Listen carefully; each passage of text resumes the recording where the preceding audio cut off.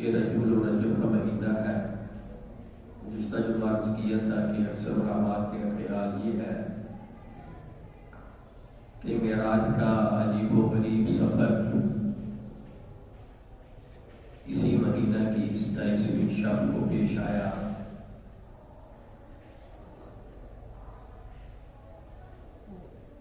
معراج کا بے مثال واقعہ، عظیم النظیر، لاجواب سفر کس سال میں پیش آیا. اس میں مختلف اقوال ہیں علماء کے. مشہور مورخ طبری کا خیال ہے کہ جس سال آپ کو نبوت عطا ہوئی، یعنی جب آپ 40 سال کے ہوئے، اسی سال اللہ نے آپ کو معراج کروایا. مشہور محدث امام نووی اور مشہور مفسر امام قرطبی وہ بھی یہی فرماتے ہیں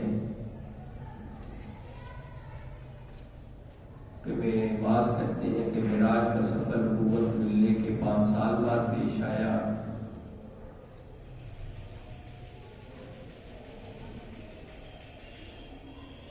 اور اکثر محدثین مورخین جن میں ابن سعد، مسلم بن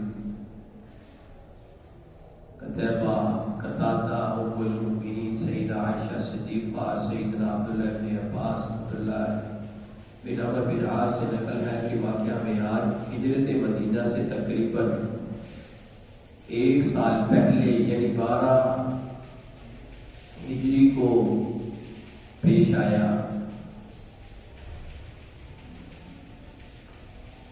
رہی بات یہ مہینہ کون سا تھا،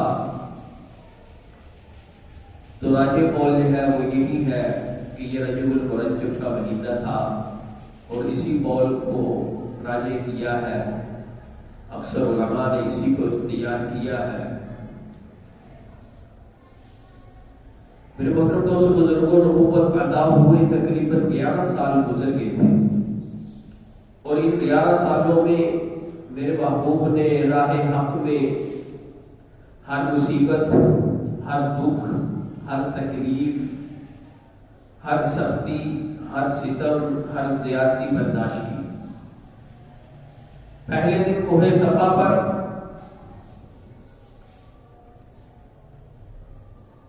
اعلان نبوت کیا. اس دن سے لے کر ظلم و ستم کا آغاز ہوا. یہ ظلم و ستم بڑھتا گیا، دن بدن بڑھتا گیا. آزمائش، امتحان، ابتلا کی سب منزلیں طے ہو گئی. دکھ اور غم کی کوئی ایسی قسم نہیں تھی دوستو جو میرے محبوب نے راہ خدا میں برداشت نہ کی ہو.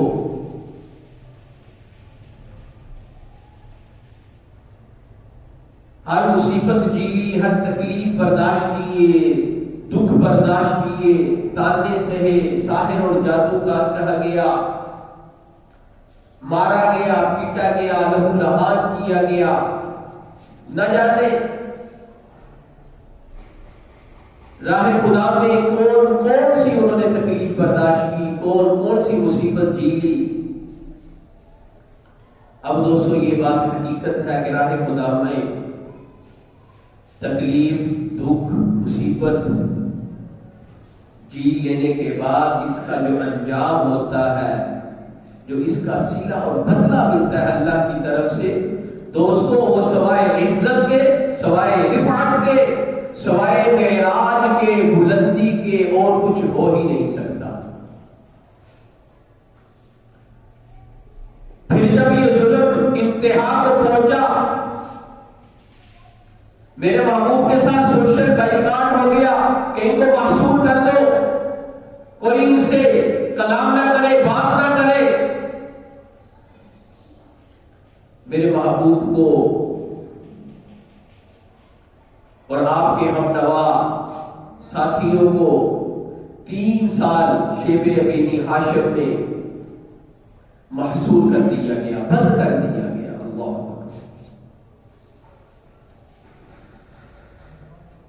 کہ یہ باہر نہیں نکل سکتے. سے ملاقات نہیں کر سکتے، گفتگو نہیں کر سکتے۔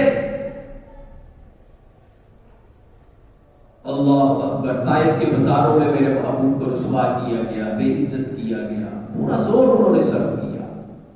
پھر کیا ہوا؟ اللہ اکبر، اللہ کا بھی تو ایک نظام ہے نا۔ پھر رحمت خداوندی جوش میں آئی، مولا کائنات نے اپنے محبوب کو معراج کی عزت سے نوازا۔ معراج جیسی عظمت سے سرفراز کیا۔ آپ کے مخالفین آپ کو رسوا کرنا چاہتے تھے، لیکن آپ کا رب آپ کو بلند کرنا چاہتا تھا۔ آپ کے دشمن آپ کو اس مقام پر دیکھنا چاہتے تھے کہ اس کا دنیا میں نام نہ ہو، اس کو کوئی جاننے والا نہ ہو، کہ یہ بستی میں اس کو دھکیل دیا جائے، لیکن آپ کے مہربان مالک نے آپ کی بلندی کے اس مقام پر پہنچایا۔ ایسے مقام پر میرا رب اپنے محبوب کو لے گیا کہ جہاں سید الملائکہ جبرائیل امین بھی پیچھے رہ گئے، وہ بھی نیچے رہ گئے۔ آپ کے مخالفین نے آپ کو دبانا چاہا، مگر آپ نے رب نے آپ کو اٹھایا، اتنا اونچا کیا، اس مقام تک اونچا کیا کہ جو کائنات کا منتہا تھا، کہ اس سے اوپر کچھ نہیں تھا۔ اللہ، آپ کبھی غور کریں، قرآن کا مطالعہ کریں تو آپ کو سمجھ آئے گی کہ یہ واقعہ معراج سورت بنی اسرائیل کی ابتدائی آیات سے شروع ہوتا ہے، سبحان الذی اسری، اور اس سے پہلے جو آیات ہیں، جو سورت ہے وہ سورت نحل ہے۔ جن دو آیتوں پر یہ سورت نحل ختم ہوتی ہے اس پر آپ غور کریں کہ وَاصْبِرْ وَمَا صَبْرُكَ إِلَّا بِاللَّهِ وَلَا تَحْزَنْ عَلَيْهِمْ وَلَا تَكُ فِي ضَيْقٍ مِّمَّا يَمْكُرُونَ۔ اے پیارے، آپ صبر کریں، آپ وَاصْبِرْ، آپ صبر کریں، وَمَا صَبْرُكَ، آپ کا یہ صبر کرنا، اللہ اکبر، إِلَّا بِاللَّهِ، آپ نے کتنے دکھ برداشت کی، کتنی تکلیفیں برداشت کی، صرف اور صرف ماخذ کیا تھا، ذہن میں کیا تھا، سوچ کیا تھی، میرا رب راضی ہو، میرا رب راضی ہو۔ وَاصْبِرْ، آپ صبر کیجئے، اور آپ کا یہ صبر کرنا محض اللہ کے لیے ہے۔ وَلَا تَحْزَنْ، پھر میرے محبوب آپ غمگین نہ ہو، آپ غمگین نہ ہو۔